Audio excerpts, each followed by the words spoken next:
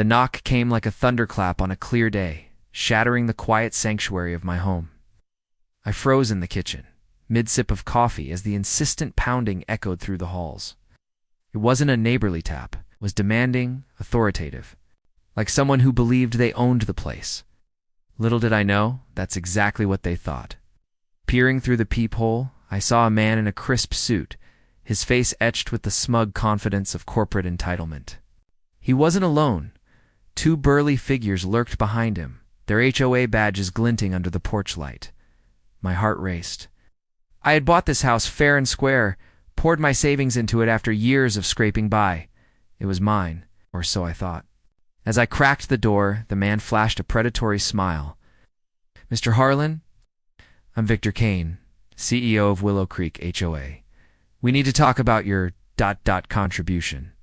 I slammed the door shut, but his voice slithered through the wood like smoke. "Can't ignore this, Mr. Harlan. It's in the bylaws." Bylaws? I'd skimmed those endless pages when I signed the deed, but nothing about handing over a room in my own house. My pulse thundered in my ears as I backed away, phone in hand, ready to call the police. But something stopped me, a nagging doubt. What if this was real? What if the HOA, that shadowy beast of suburban tyranny, had claws deeper than I imagined? I opened the door again, just enough to glare. "What the hell do you want?" Victor Kane stepped forward, uninvited, his polished shoes crossing my threshold. The 2 enforcers, HOA compliance officers, he called them, flanked him like bodyguards. "Simple," he said, his tone oily and rehearsed.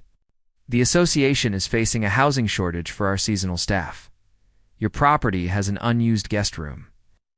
Per Section 14.7 of the covenants, we're requisitioning it for rental purposes. We'll handle the tenants. You get a nominal fee." Nominal fee. My blood boiled. This was my home, the one I'd fought for after my wife's death 2 years ago. Sarah and I had dreamed of this place, a quiet colonial in Willow Creek, with a backyard for the kids we never had. Now, this suit was treating it like communal property. I laughed, a bitter bark that masked my rising fear. "Get out." "On the owner. This isn't some condo complex. It's a single-family home." Kane's smile didn't waver. He pulled out a thick folder from his briefcase, slapping it on my coffee table. "Ah, but you see, Mr. Harlan May, I call you Jack. When you bought in Willow Creek, you agreed to the master deed. Buried in the fine print, emergency provisions for community resource sharing. The board voted last night. Unanimous." He leaned in, his breath minty and invasive. "Refusal could lead to liens, fines, ... even foreclosure." Emotions surged through me like a tidal wave-anger at the audacity. Grief for the violation of my sanctuary, and a creeping suspense that this wasn't a bluff. I'd heard whispers about Willow Creek HOA, overzealous rules, midnight meetings, residents vanishing after disputes. But this, it's demanding a room to rent out. It felt like a nightmare scripted by Kafka. "Why me?" I demanded, my voice cracking. "There are dozens of houses here." Kane's eyes gleamed with something darker than professional as amusement, perhaps her triumph. "Your room is ideal. Separate entrance, in-suite bath. Perfect for short-term rentals. I think Airbnb, but HOA managed. Profits go back to the community. Pool fund," he chuckled, as if we were discussing lawn care. But I saw the enforcers shift, their hands hovering near their belts.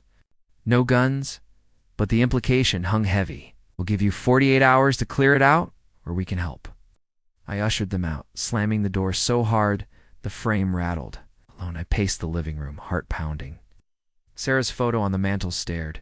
Back her smile, a ghost of better days. How could I let strangers invade this space? The guest room was where she'd stored her art supplies, untouched since the cancer took her. Emotion choked meters I hadn't shed in months. But suspense gnawed deeper. What if they forced their way in? I grabbed my laptop, diving into online. Forums, Reddit threads exploded with HOA horror stories. One in Florida, where they seized backyards for green space. Another in Texas, mandating pet sharing. Willow Creek had its own subreddit buried under anonymity. "They own more than you." Think, one post warned. Check the original charter. That night, sleep evaded me. Every creak in the old house sounded like footsteps.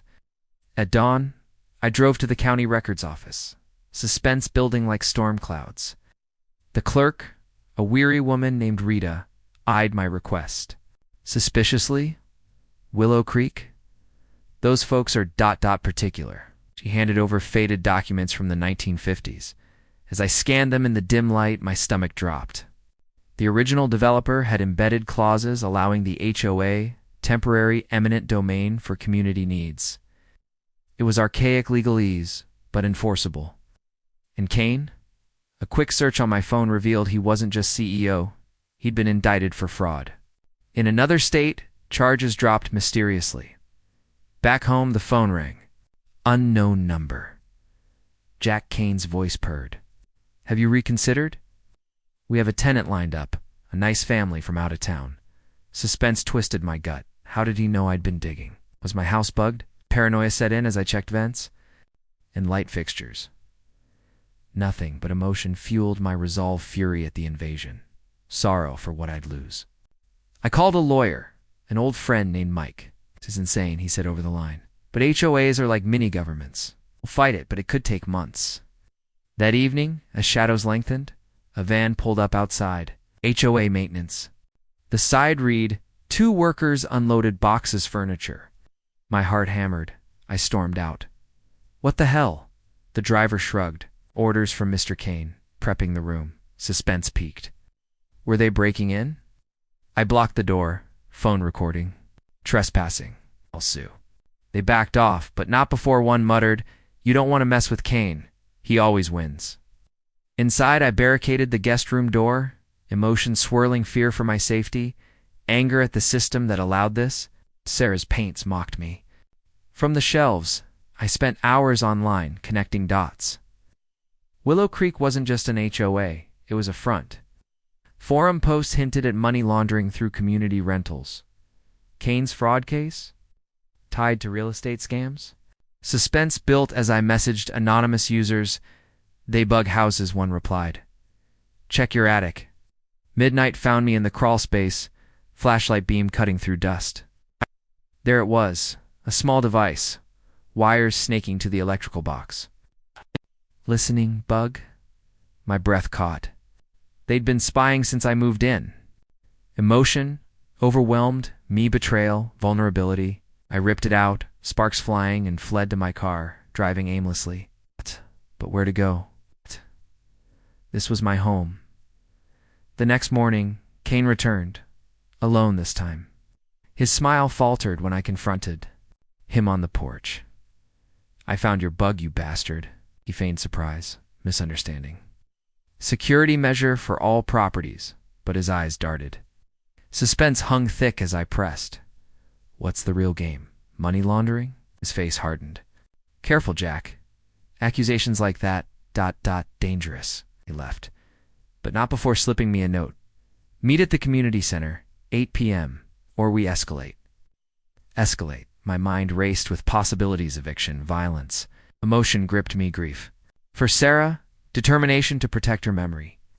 I called Mike again. Don't go alone, he warned. But I had to. Armed with a hidden recorder, I arrived at the dimly lit center. Kane waited in a conference room, flanked by board members' elderly faces I'd seen at meetings, now masks of complicity. Sit, Kane commanded. Suspense coiled as he laid out the truth. The HOA was bankrupt from embezzlement, his embezzlement. Renting rooms was a desperate cash grab. Your refusal sets a precedent. We can't have that, he offered a buyout. $50,000 to comply quietly. Emotions surged, disgust at the corruption, relief at the vulnerability. But I refused. I'll expose you. As I stood to leave, the door locked. Click. Suspense exploded. Trapped, Kane's voice turned menacing. You think you're the first? Others, ... relocated. My heart pounded. Fists clenched. I lunged for the window, but hands grabbed me. Struggle ensued, chairs toppling. In the chaos, my recorder captured it all: threats, confessions. Sirens wailed outside. Mike had followed, called the cops. Kane's face paled as officers burst in. "Arrest him!" I shouted, playing the recording. Chaos erupted, board members scattering, cane-cuffed, motion flooded my triumph, exhaustion. In the aftermath, the HOA dissolved amid scandals. My house remained mine, the guest room a shrine to Sarah? But suspense lingered in quiet moments. How many others had they broken? I sold the place eventually, moving to a non-HOA haven. Freedom tasted sweet, but the hook of that first knock haunted my dreams, a reminder that ownership is fragile and tyrants lurk in fine print.